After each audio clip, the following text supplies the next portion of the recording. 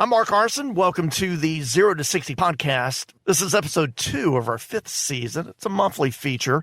This weekend, we're at the fairgrounds getting a first look at some brand new vehicles before they even hit the showroom floor. We're going to be talking with the guy who manages this enormous show, John McGraw, the executive director of the Wake County New Vehicle Dealers Association. That's the nonprofit group that puts on the NC Auto Expo. And he's coming up next.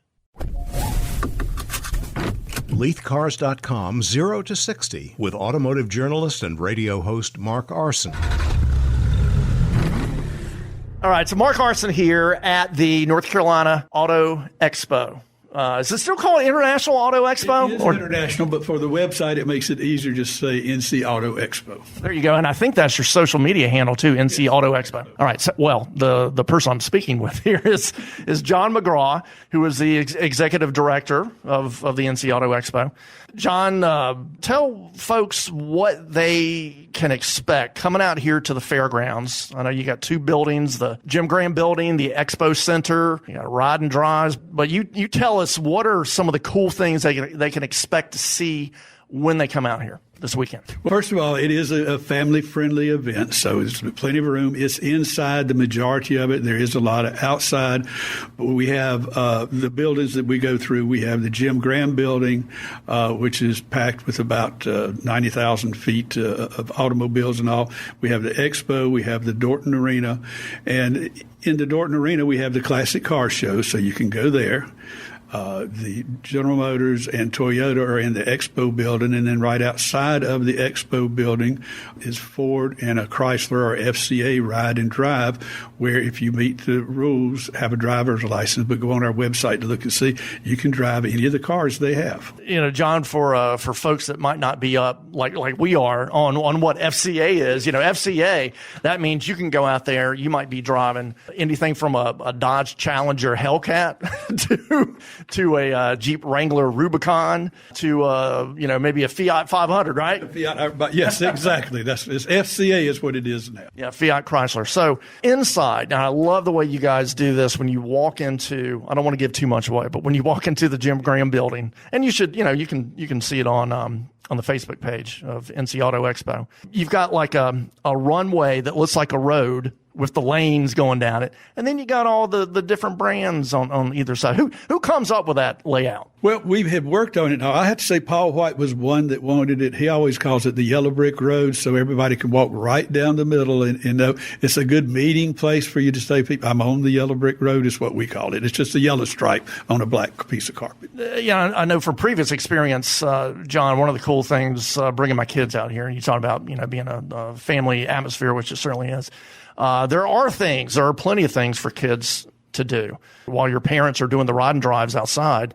Bring the kids in here, and they've got virtual racing games and so forth, right? There are a few of those, and truthfully, the kids, as I watch them, they really like walking around with the parents, looking at the cars.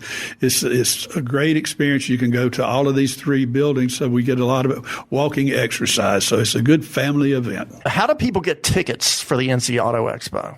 We use e-tix, so you can go online and buy them on e-tix, or you can buy them at the gate. Matter of fact, everything you need to know about the show is on ncautoexpo.com with a big button on the front for tickets, and it takes you directly to the e-tix site to buy online. All right, so John, not that I'm going to ask you to play favors, but from what you've seen so far at the NC Auto Expo for 2020, what has really stood out to you? What's if you had a favorite to pick, or maybe a top 3?